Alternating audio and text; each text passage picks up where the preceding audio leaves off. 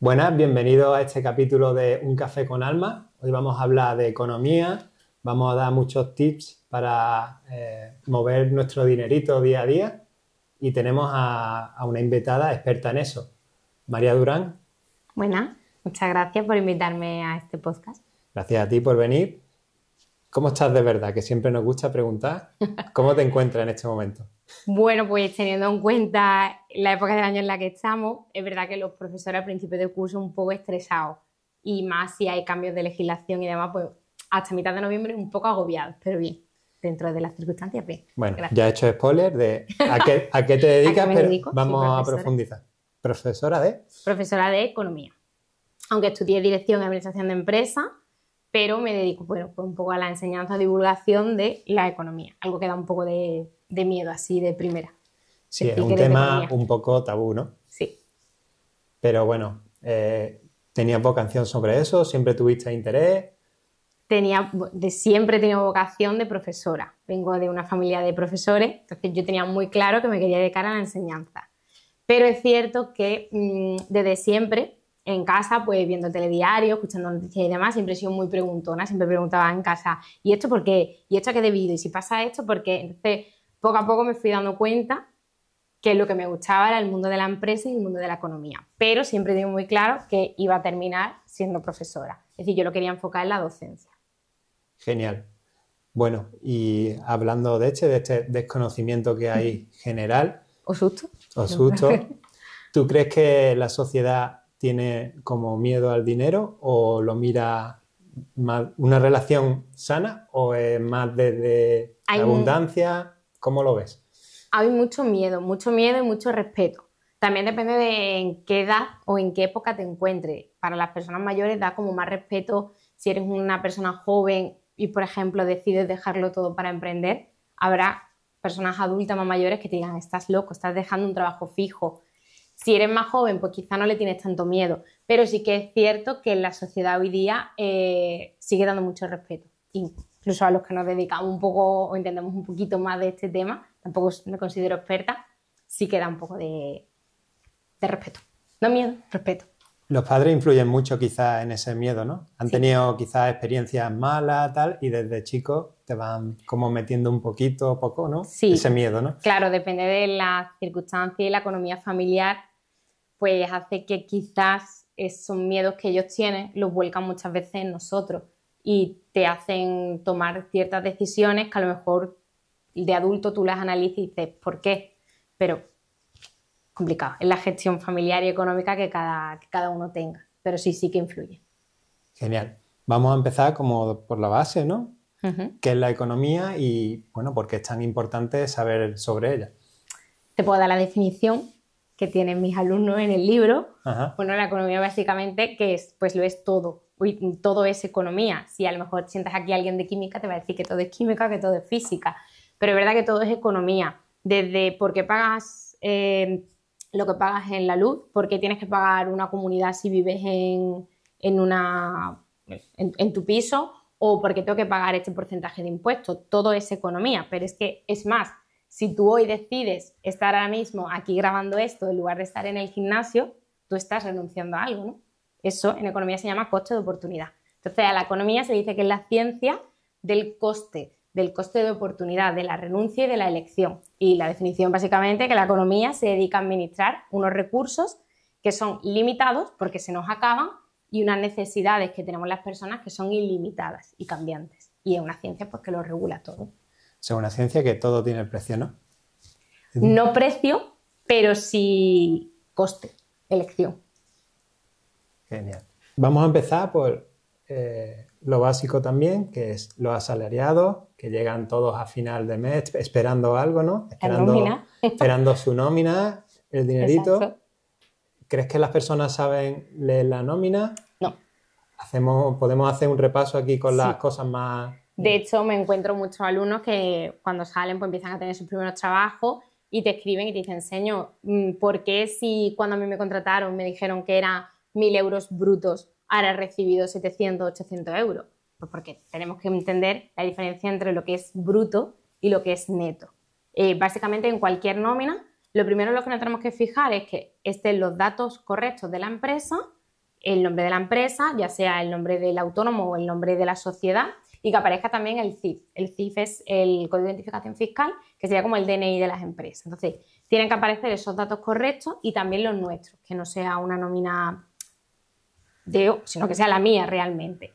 Y básicamente hay como 3 bloques grandes. Primero, un bloque de devengos. El devengo es el dinero que tú recibes por tu trabajo, donde hay un sueldo base, que eso es lo que tú vas a recibir todos los meses por tu trabajo. Y luego puede ser que tenga una serie de complementos salariales, pues que ya van a depender de las circunstancias de cada persona. La antigüedad que tengas en el puesto, si tienes algún cargo que diferencia al resto de asalariados de la empresa, o si tienes incluso algún atraso que por lo que sea no se te ha pagado. Esos serían los complementos. Y luego hay otra parte donde son las deducciones. Deducciones es el dinero que a nosotros nos quitan, que esta es la parte que muchas veces nos cuesta comprender. Pero si yo trabajo encima, ¿me quitan? Sí. Nos quitan una parte de la cuota de la Seguridad Social, que más o menos, pues actualmente, cada español sería en torno a un 6,5% lo que te quitan. Si tú, por ejemplo, cobras 2.000 euros, pues de Seguridad Social pagas unos 130 euros, más o menos. Y eso iría destinado al desempleo, a las prestaciones en caso de que tú pues, te quedes sin trabajo o por lo que sea estés de baja, ¿no? Es un resguardo que tú tienes, un derecho que tú tienes como trabajador. Y luego también hay otra parte que nos quitan, que sería el IRPF, el impuesto de renta de personas físicas, lo que se conoce como hacer la declaración de la renta, ¿no? Y ese impuesto va a depender o sea, es fijo y está en torno, pues, a, si por ejemplo, el ejemplo de antes, de 2.000 euros, pues en torno a unos 300 euros te deducirían de ese impuesto. Entonces tenemos los devengos y las deducciones. Devengos positivos, deducciones negativos, los restos, y tendría el salario neto, que es lo que realmente recibo en mi cuenta bancaria. O sea que si tú ganas 2.500 así, ¿no? Sí. Son de impuestos, ¿no? Exactamente. ¿Y luego el empresario tiene aparte más impuestos? El empresario tendría que pagar la parte que le corresponde de la cuota de la Seguridad Social. Nosotros, el trabajador paga una parte y el empresario paga otra parte.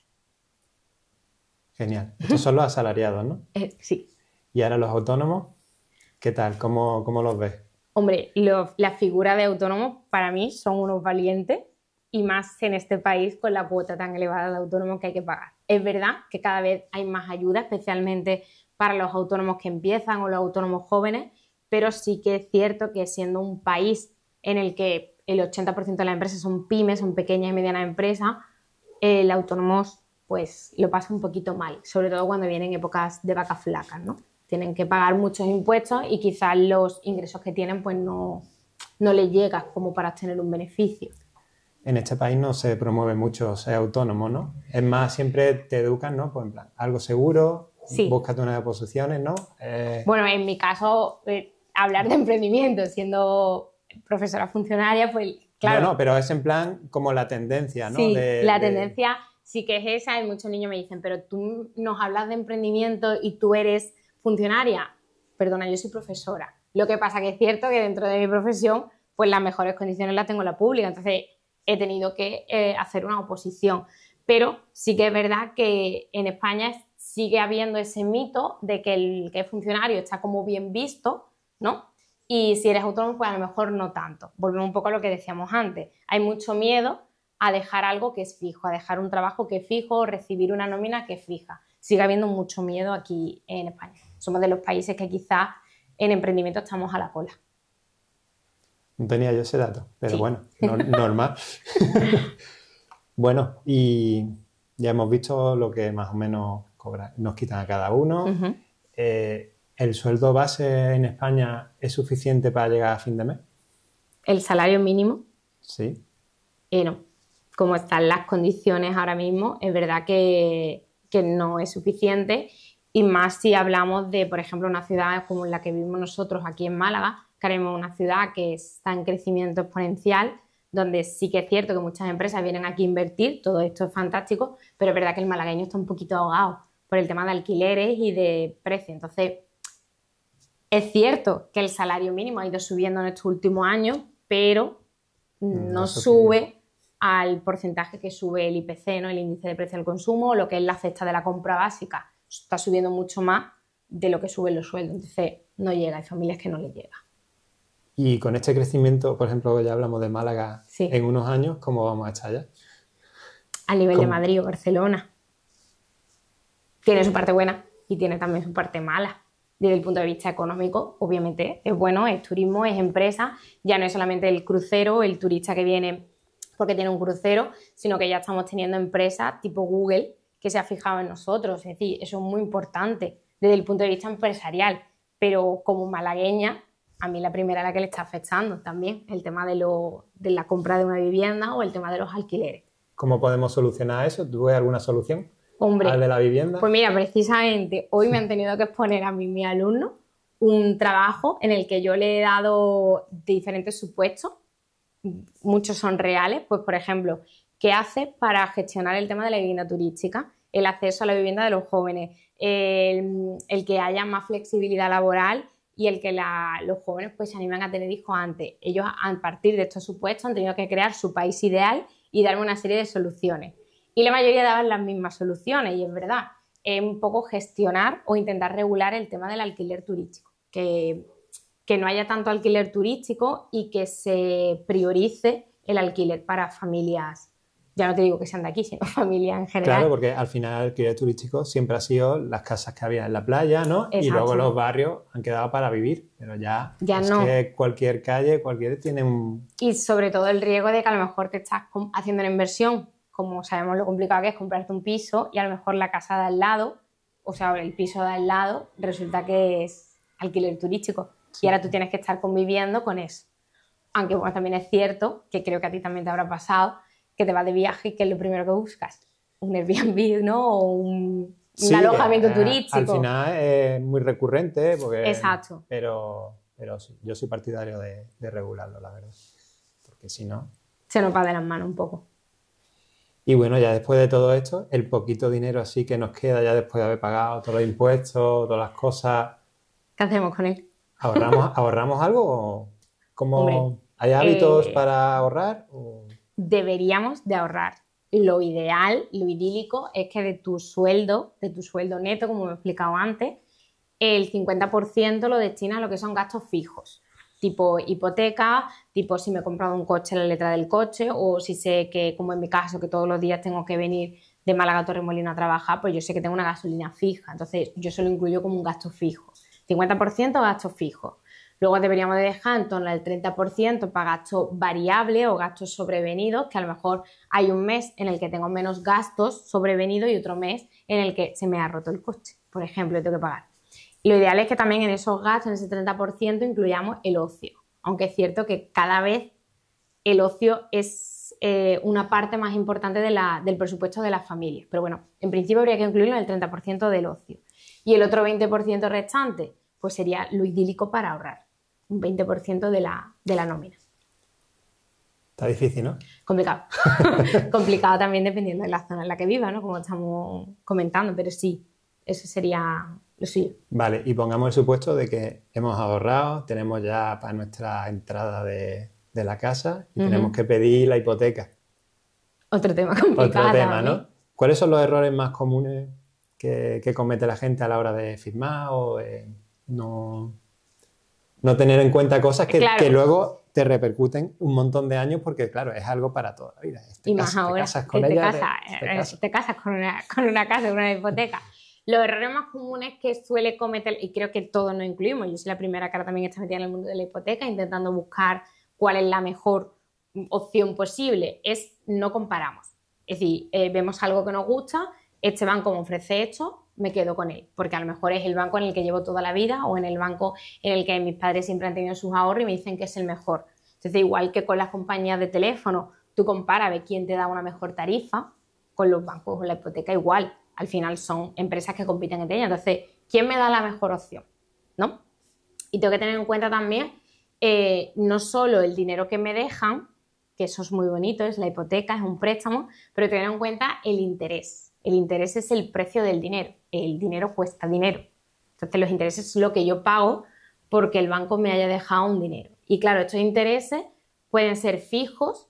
Yo todos los meses firmo mi contrato y siempre voy a pagar lo mismo, independientemente de cómo esté el Euribor, o flexible, variable. Entonces, habrá épocas en las que paguen muy poco, que normalmente el banco por el principio te dice, no, ahora pagas poco, pero claro, tienes que ser avispado y Tienes decir, que ver vale, a largo plazo, dentro, claro. a largo plazo, ¿cuánto puedo llegar a pagar? Eso estamos viendo que ahora mismo les ha pasado a muchas familias, que han pasado de pagar una hipoteca de 600 euros a encontrarse con una hipoteca de 1.500 euros. Entonces, es muy difícil asumir eso.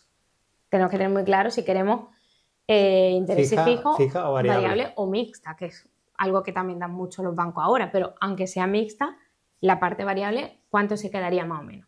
Y luego también gastos del tipo, pues, comisión. Si hay veces que algunos bancos me piden tener un seguro de vida o tener un seguro de la casa con ellos, es decir, qué otros costes adicionales me supone la hipoteca. Y aparte, no por tenerla más años voy a pagar menos. Tú puedes tener la hipoteca a un plazo lo máximo que el banco te permita, pero claro, tienes que tener en cuenta que cada mes vas a pagar menos, pero a la larga estás pagando mucho más intereses. Cuanto más plazo, más tiempo, más interés. Siempre van a tirar para que te saquen lo máximo posible ellos, ¿no? Sí. ¿Y se puede negociar con ellos desde tu posición? Aunque tú, ¿sabes? No seas rico ni nada de eso, Claro, pero puedes llegar a negociar una hipoteca mejor. Claro, y la mejor negociación es, en el otro lado me han ofrecido esto otro, ¿no? Negociar, informarte y ver las posibilidades que tienes. Lo primero que va a hacer el banco cuando tú llegas solicitando una hipoteca, te van a hacer un estudio de viabilidad financiera, es decir, van a ver si previamente has tenido algún préstamo, no con ellos, sino en general, si esos préstamos los has pagado, si tienes una nómina fija, de cuánto es tu nómina, qué edad tienes. No es lo mismo que tú solicites una hipoteca con 30, 35 a que solicites una hipoteca con 60. Si eres autónomo, ¿no? Claro, pues también, evidentemente, a qué te dedicas, si eres autónomo, si cuáles han sido tus Si eres autónomo ingresos. la tienes jodida, ¿no? Para la hipoteca, ¿no? Hombre, no me dedico a la banca, pero claro, no tienes el sueldo, o no tienes esa seguridad de sueldo todos los meses. Que esto vuelva a estar otra vez en contra del autónomo y del emprendimiento, ¿no? Pero sí, es así. Es verdad que te dan mejores condiciones si tienes más seguridad. Cuantas más seguridad, menos riesgos, menos interés. Eso es básico en economía, ¿no? Por así decirlo. Y luego están los otros préstamos que la gente recurre mucho, ¿no? Como son las tarjetas de crédito y los préstamos personales para coches. Pues lo que sale, los anuncios, ¿no? Sí, la letra sin esta... La letra esta que no te da tiempo. Ahí es ni con lupa se ven. Esa es la que hay que leer, porque esa es la letra pequeña. Muchas veces a lo mejor te pueden decir un 5%. Tú dices, bueno, pero es que es un 5%, es muy poco, ¿vale? Pero es un 5% mensual, anual, interés nominal, interés simple. Es decir, hay que tener ciertos conocimientos de matemáticas financieras. ¿Qué es eso? ¿Interés nominal, interés simple? Pues si es el interés que pagas de lo que son intereses, es decir, lo único que la TAE, ¿no? Si es simplemente el dinero que tú pagas sin incluir comisiones y demás, o si van incluidas. Eso hay que tenerlo en cuenta. Entonces muchas veces te lo ponen muy bonito en el anuncio, pero luego realmente tienes que pagar mucho. Y el problema es que hay mucha gente que utiliza esos préstamos, por ejemplo, para irte de viaje.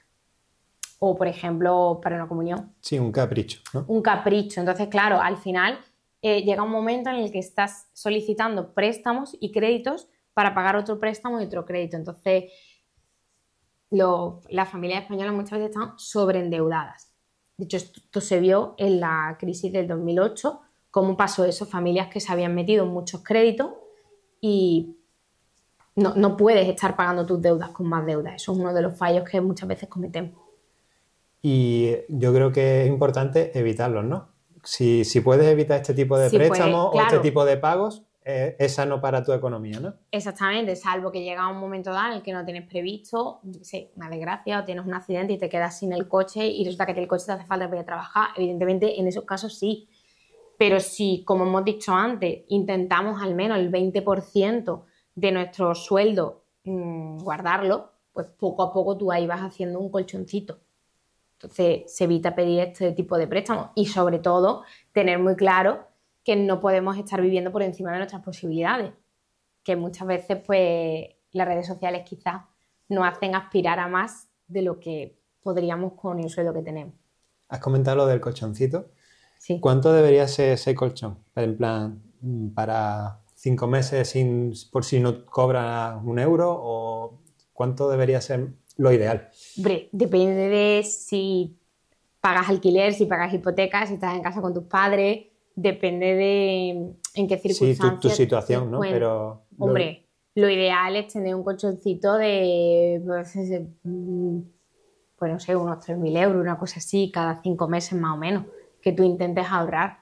Pero, claro, muchas veces la gente dice, no, que ya he conseguido ahorrar 3.000 euros, me voy de vacaciones a Punta Cana. No, no, eso no, aguanta, ¿no? aguántalo. Hemos dicho que el ocio iba dentro del otro 20% de gastos variables. No, ese colchón es para dejarlo. Y ese colchón vamos a ir viendo poco a poco cómo va aumentando. Pero no puede ser que me dé un capricho con ese colchón, porque entonces volvemos a cero. Claro, ¿crees que en esta sociedad no hay cultura de sacrificio económico en ese aspecto? Porque No. es como me quema, ¿no? Exacto, es como que tenemos un puñadito, se nos escapa por aquí el dinero y parece como que tú ganas y tienes que gastar. Y además constantemente nos están bombardeando con consumo, y pones la tele y son anuncios, entras en redes sociales y son anuncios, y si no, pues quieres ver lo que tiene el de al lado, el mejor coche, el último iPhone que sale o el último modelo de ordenador, siempre queremos lo último. Entonces, claro, eso hace que a ti no te dé tiempo a recuperarte de las inversiones que vas haciendo, ¿no? Complicado. Vale. Y seguimos con esto, con errores, ¿no? ¿Cuáles son los errores más comunes a la hora de gestionar el dinero? No tener claro cuáles son tus gastos fijos, tus gastos variables y tu renta. Ese es, para mí, creo que es el principal problema. Que tú sabes cuánto ganas, pero no sabes realmente cuánto vas gastando. Y muchas veces es porque, y es verdad, y a mí me pasa, porque como vamos pagando con la tarjeta o ya con el móvil, como que no tienes el dinero físico, pues parece que tienes más dinero. Como estás en el banco, parece que tienes más dinero. Y no eres consciente de realmente lo que estás gastando. Y sobre todo, plantearte, ¿este gasto que estoy haciendo es necesario o es un capricho? Hacer 10 segundos de reflexión, ¿no? En plan, Sí, oye, no esto... comprar por impulso. Exacto. ¿Realmente lo necesito o es un capricho porque hoy he tenido un mal día? Párate y reflexionas un poco. Que todos hemos caído en eso también, es verdad. Sí, claro, y aparte de eso que cada vez lo hacen mejor, ¿no? En Claro. plan, tú buscas algo en Google y ya te persigue Claro. la zapatilla todo el día o lo que O hablas busques, de una algo. cámara de fotos, lo que sea, o incluso esto, después de este podcast, no, a ver Pues qué seguramente a ver qué nos sale, sale ¿eh? ahora, exacto. O ahora en la época en la que estamos, el Black Friday, por ejemplo, el bombardeo de cómpralo, que es más barato, que pues un ejercicio que yo suelo hacer también con mi alumno es, vamos a fijarnos en un producto desde ahora, desde el mes de noviembre, al principio, y vamos a ir siguiendo la pista del precio que tiene. ¿Realmente ha bajado el precio? ¿O lo suben, lo bajan y lo vuelven a subir?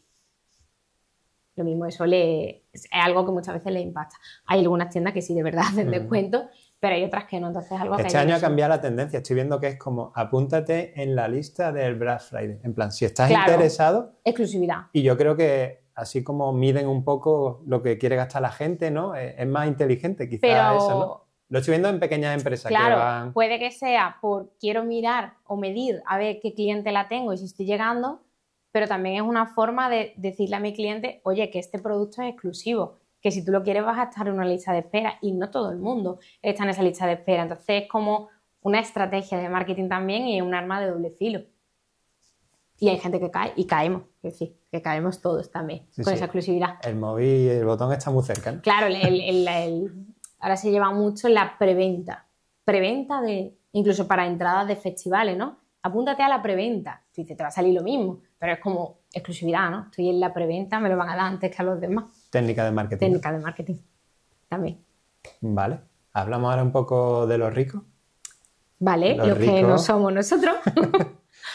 Pues se ve mucho actualmente el perfil de rico como que aparentemente ha cambiado, ¿no? Antes siempre veías pues, a la persona mayor ya con su Mercedes, tal, y ahora se ven muchos chavales, muchos jóvenes con los Lambos, con casoplones, tal. ¿Eso cuánto tiene de realidad? Y otra pregunta, ¿cuánto se mantiene eso en el tiempo? Es decir, ¿realmente ese Lamborghini o ese pedazo de chalet lo vas a mantener hasta que te jubiles? ¿O va a llegar un momento donde no vas a tener liquidez, dinero para pagar y vas a necesitar venderlo? Es verdad que hoy día vemos mucho este perfil y además es un perfil que precisamente está en redes sociales. Entonces, como que atrae mucho la atención de jóvenes y no tan jóvenes. Yo también a veces entro en redes sociales y digo, pero ¿cómo ha conseguido esto? ¿O cómo lo ha logrado? Hay una parte de postureo también, y hay otra parte de querer dinero fácil. ¿Cómo conseguimos dinero fácil? Pues ahora mismo están muy de moda las criptomonedas. La gente se piensa que tú empiezas a invertir en criptomonedas y ya eres rico. Cuidado, porque eso también tiene una serie de riesgos. Y el que de verdad es rico no lo expone en redes sociales.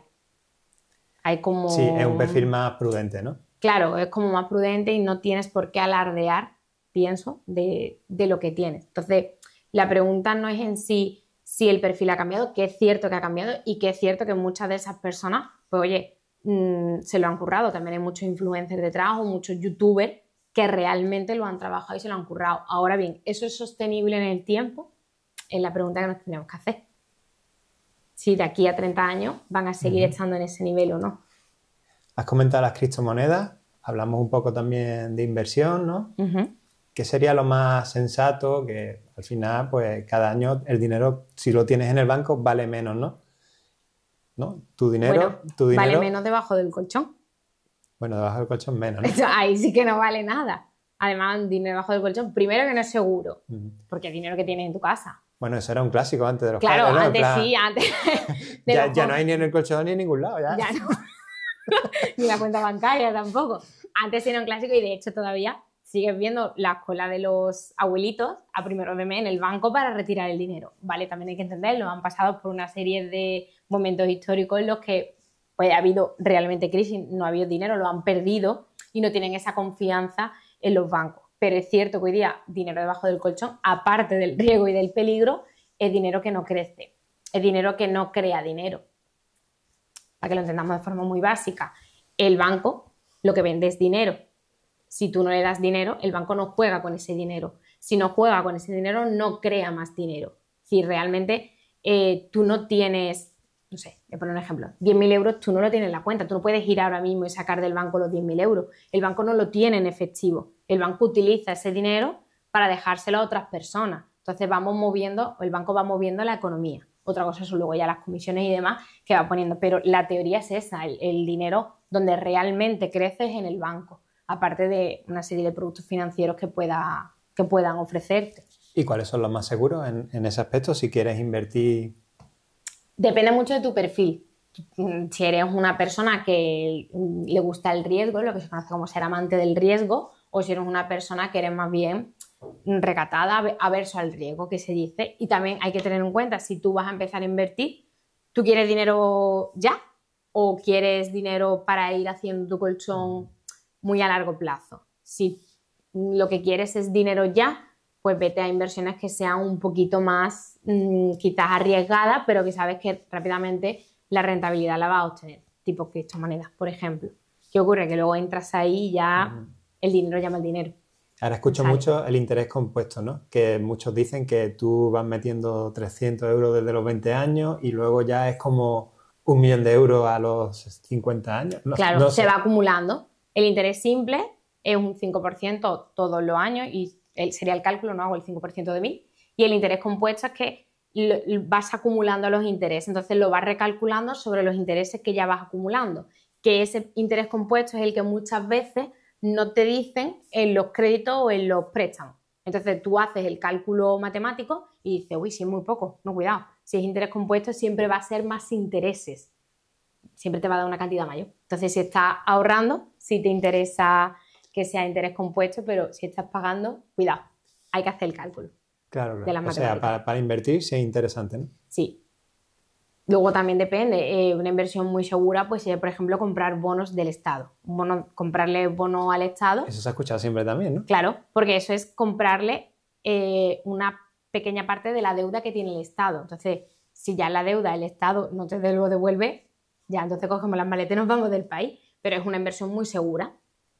Lo que pasa, claro, para acceder a comprar bonos del Estado, la inversión inicial es grande, ¿no? Es más grande que a lo mejor una criptomoneda.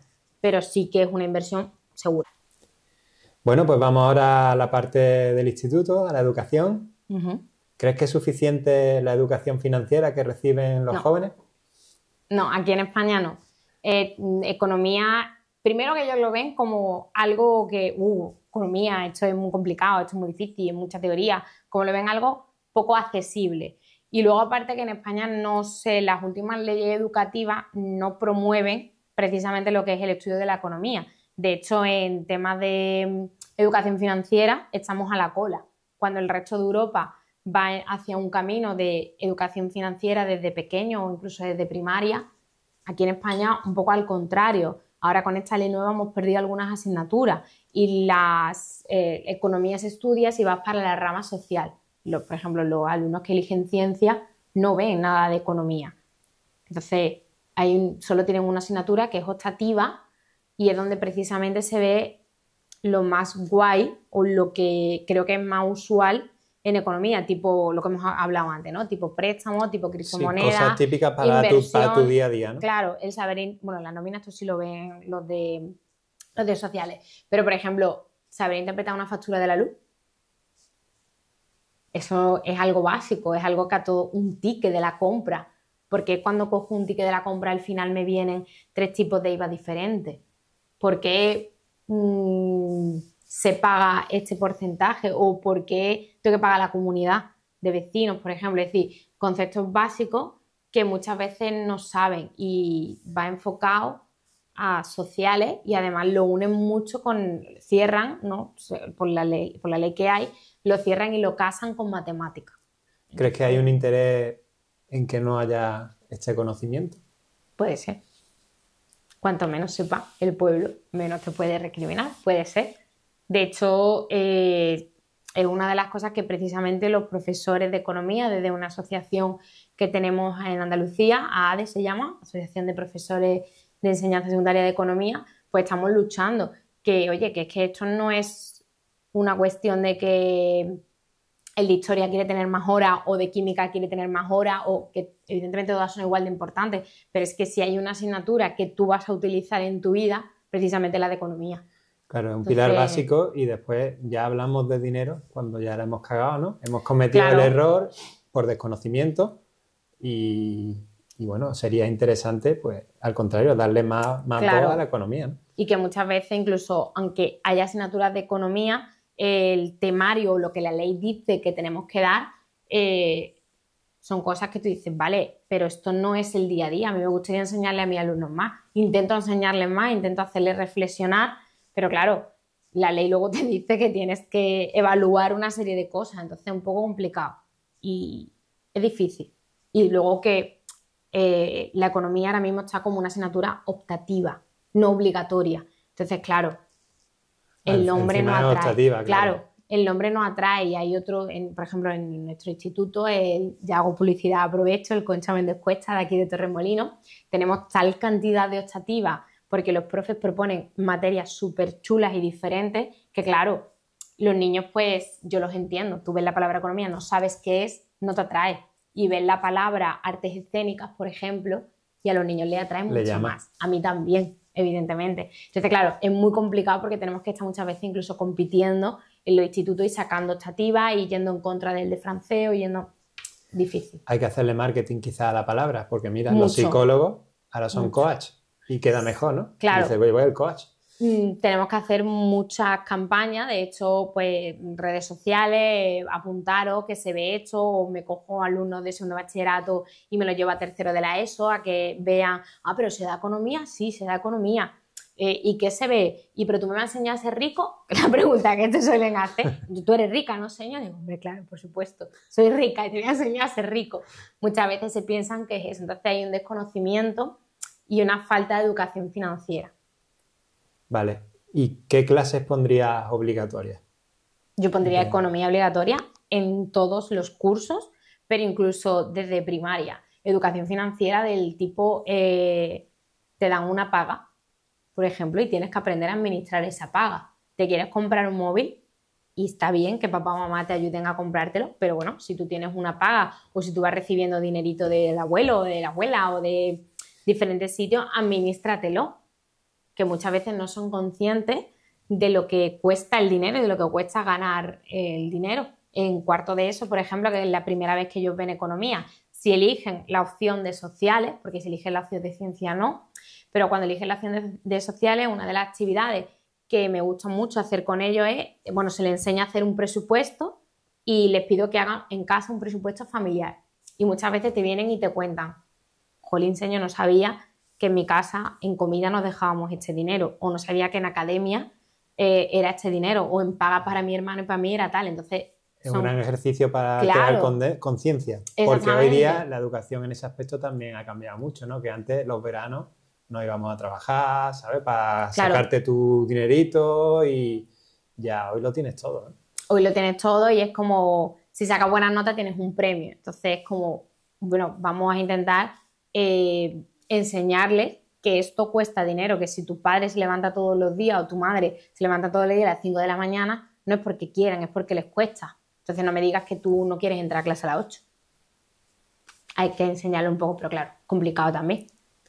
Es difícil, pero bueno, tú vas, ¿no? Por ejemplo, te has hecho un Instagram para tenerlos a ellos ahí. Eso funciona bien, ¿no? Intento tenerlos enganchados de alguna forma. Es verdad que es fácil engancharlos porque como es una asignatura que es nueva, pues entonces no viene a ser otra vez matemática, historia, es algo nuevo, entonces es fácil engancharlo. Y sobre todo yo lo que intento es más que lo aprendan o que se lo sepan de memoria y lleguen a un examen y vomiten, que razonen. ¿Cómo te hago razonar? Pues intento, todo lo que explico, darle la conexión con la realidad, con lo que está pasando ahora mismo. Por ejemplo, hoy nos hemos levantado con la noticia de que Donald Trump ha ganado las elecciones de Estados Unidos. Vale, me ha venido muy bien que la gane precisamente hoy. En primero de bachillerato estamos viendo el tema de la economía internacional, ¿no? ¿Qué repercusión va a tener, por ejemplo, a las empresas españolas, el hecho de que Trump haya ganado? El tema de aranceles, por ejemplo, a nosotros nos repercute. Es todo economía, es decir, es constantemente. Entonces intento, mediante este Instagram, ponerle las noticias diarias. Sí, todo lo que pasa en el mundo repercute, por ejemplo, la guerra.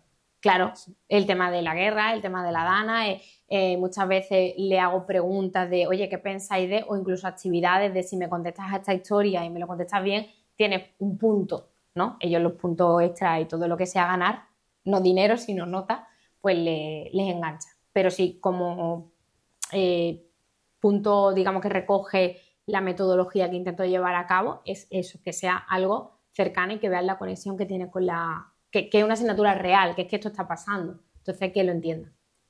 Claro, le engancha esa parte, ¿no? Pero también en Instagram está la otra cara, ¿no?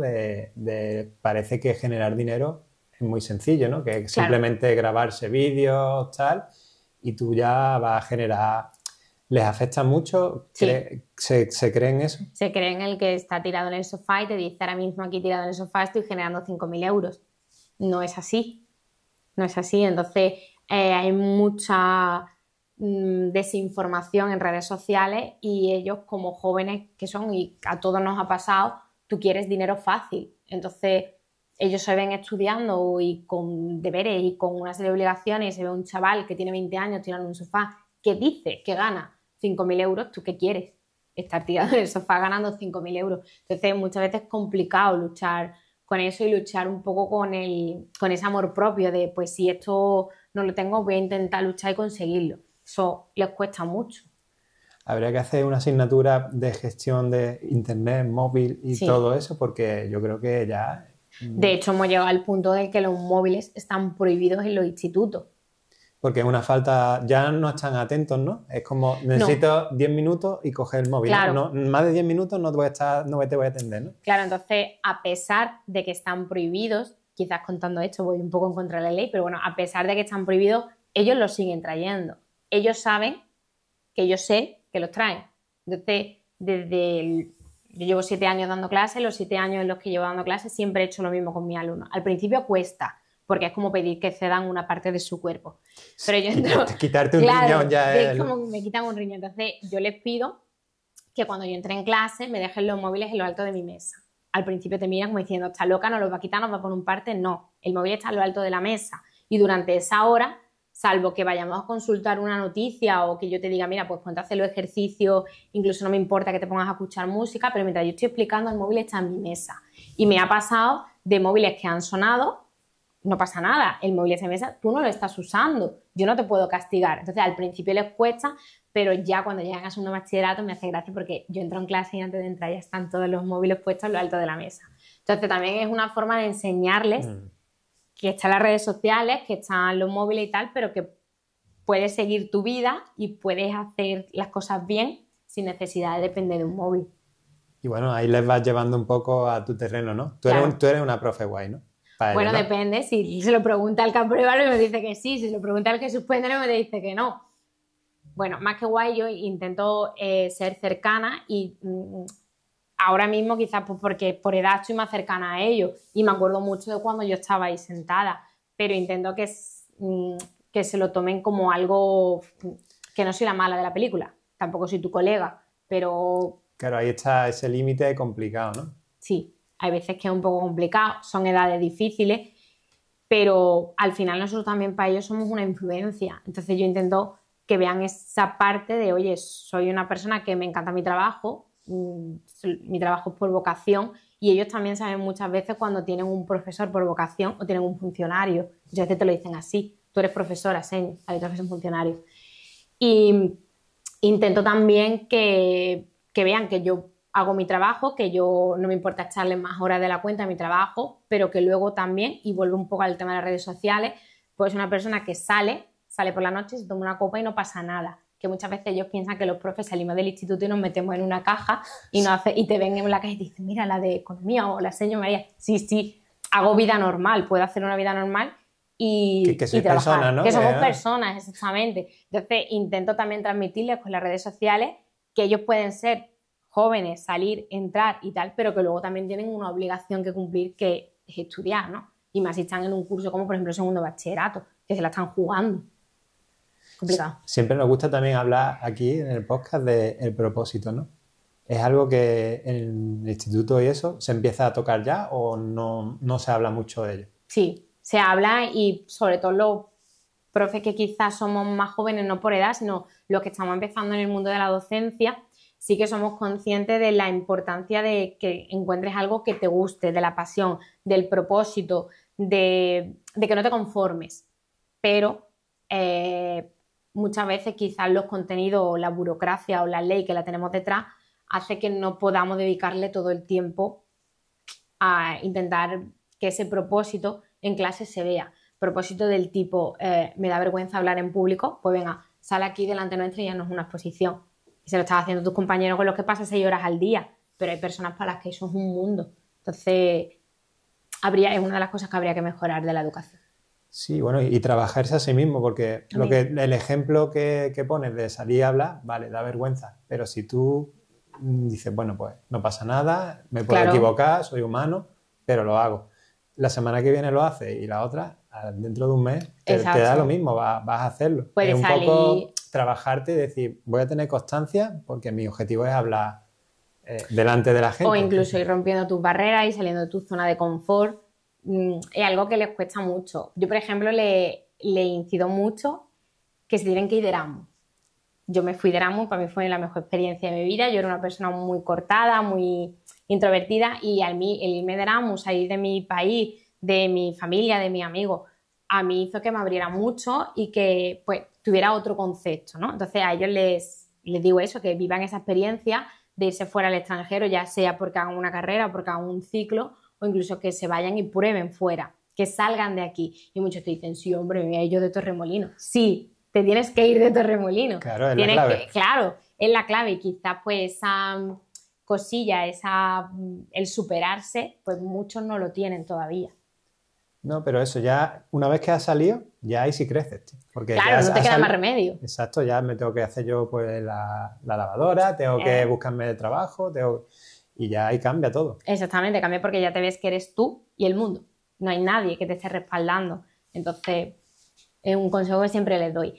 Pero sí que falta iniciativa bueno, más que en la docencia, en la enseñanza, en las leyes educativas, pues hay mucha teoría, pero digamos poca práctica de hablar en público, de resolución de problemas, de me enfrento a las cosas, de tener dialecta, de saber cómo hablar, cómo tratar a las personas. Falta un poquito, pero bueno, ahí estamos intentando poner nuestro granito de arena. Trabajando en ello. Exacto. Bueno, y esto que dicen siempre, ¿no? De que el dinero da la felicidad, ¿es real? No. A ver, todo el mundo dice, es mejor llorar en un yate. Sí, es cierto, pero por ejemplo, recientemente lo acabamos de ver en Valencia, hay gente rica que lo ha perdido todo, que está llorando a las personas que han fallecido, entonces el dinero no te da la felicidad. Sí que es cierto que en la sociedad en la que vivimos, pues quizá te hace tener un poco menos de preocupaciones, pero no considero que dé la felicidad. Claro, y aparte queda lo que tú dices. Por ejemplo, en esto de Valencia hay gente rica que le ha perdido todo y a lo mejor solo tenía dinero, ¿sabes? ¿Qué es lo que queda ahora de esa Exacto. persona? Y luego que puede que mucha gente se te acerque también por el hecho de que tengas dinero, no por el hecho de que quieran pues tener una amistad o una relación contigo. Entonces, pero que sí, que a todos nos gustaría llorar en un yate, también es verdad. Sí, bueno. Pero no siempre da la felicidad el dinero. Muchas veces pues, te puede traer también una serie de problemas, incluso que haya gente que se aleje de ti. Sí, porque el rico es el malo en España, ¿no? Está muy visto de lo que hemos hablado del principio, desde el miedo, sí. Es como el empresario es... Sí, el empresario es rico y parece que el rico se está gastando, que muchas veces hay ese concepto en el que el futbolista se ha gastado, yo qué sé, Cristiano Ronaldo, es que tiene 40 coches. Es que el rico lo que tiene que hacer es gastar, que si el rico no gasta, pero sí, muchas veces está el concepto del rico es el malo. Oye, hay gente que es rica porque de verdad se lo ha currado y hay otra gente que es rica pues porque ha tenido la suerte de nacer en una familia con dinero. Ya está, pero cada uno tiene que intentar buscar su felicidad dentro de sus circunstancias, dentro de lo que tiene. ¿Y para ti qué es la felicidad? Para mí, pues dedicarme a lo que siempre he querido dedicarme y pues tener a tu familia a tu alrededor, tu amigo y que estén sanos. Creo que si hay una cosa que no compra el dinero es la salud. Puede ser muy rico y las enfermedades no entienden de eso. Entonces creo que hoy día algo que yo valoro mucho es el tema de la salud. Y una casita, ¿no? También. No, ahora mismo como están las cosas, pues también sería la felicidad. Una casita en Málaga, eso ya... Si es en Málaga, que es la nueva Dubái, pues también sería un poquito de felicidad. Vale, pues ya vamos a hacer la pregunta que le hacemos a todos los invitados. Sí. Quiero que me recomiendes un librazo y una película. Pues un libro que a mí me marcó mucho por la historia que contó, que no es... Bueno, que a lo mejor quizá habrá quien diga, no, pero es que no es una novela, no es una escritora como tal, de Megan Maxwell, El día que el cielo se caiga, por la historia que cuenta y por, sin hacer spoiler, por cómo tú empiezas a leer el libro, te piensas que va de un tipo de historia romántica y como termina, que es todo lo contrario, a mí me hizo reflexionar mucho. Y una película que, claro, vaya a decir, bueno, es que si es de economía es normal, pero no tiene su historia. Una película que me marcó mucho fue El lobo de Wall Street. No tiene nada que ver con lo que saliera o con lo que sale en la película, en las escenas ni tal, sino porque cuando yo me presento a las oposiciones y me saco a la plaza, hay un momento en el que a la hora de desarrollar el tema me quedo bloqueada. No sé seguir, me bloqueo, empiezo a llorar y el tema que tenía que defender estaba muy relacionado con el mercado de valores, con el tema de la bolsa y demás. Y entonces yo de repente empiezo a acordarme de la película. Entonces empiezo a poner muchos ejemplos que salían en la película y muchas reflexiones y mucho. Entonces, pues se ve que esa película o esa forma de redactar el tema que fue diferente me dio la plaza. Entonces, una película a la que le guardo un poco de cariño, ¿no? De cariño, pero no la puedo poner nunca en clase porque, claro, no es muy didáctica. Pasan cosas, ¿no? Claro. A ver, esa peli yo creo que no dejó indiferente a nadie, ¿no? A nadie, pero claro, yo lo vi desde el punto de vista económico y otros que lo ven desde otro punto de vista. La escena de DiCaprio por la escalera, esa es de las más épicas, ¿no? Del cine, ¿no? Exacto. Brutal. Sí. Bueno, pues yo creo que hemos aportado muchas cositas, ¿no? Espero que os haya servido. Yo estaba muy a gusto. Venía un poco nerviosa, pero muy bien. De nada, ha salido genial. Pues nada, si quieres de lo que hemos hablado y tal, hacer una reflexión final para la gente que nos está escuchando de podcast. Pues nada, la reflexión final sería un poco que no le tengáis miedo a la economía, que al final la economía lo es todo, que parece que son palabras como de personas súper inteligentes, para nada. Soy una persona a la que se le dan fatal las matemáticas y aquí estoy. Y que tengamos muy claro que en la vida no todo es dinero, pero sí que hay que entender de dinero para que no nos engañen. Y sobre todo la importancia de superarnos a nosotros mismos, de buscar nuevos retos y de seguir hacia adelante aunque todo te vaya mal. Que esto no tiene mucho que ver con la economía, pero al final es un poco la vida o el momento en el que a nosotros nos ha tocado vivir. Entonces, como le digo siempre a mis alumnos, que se superen a sí mismos y que siempre intenten buscar nuevos retos. Como por ejemplo el reto que ha sido para mí hoy, enfrentarme a grabar este podcast o a hablar y lo he superado, creo, no lo sé. La he hecho genial. Pues nada, muchísimas gracias por todo lo que has aportado, por venir. Nada, un placer.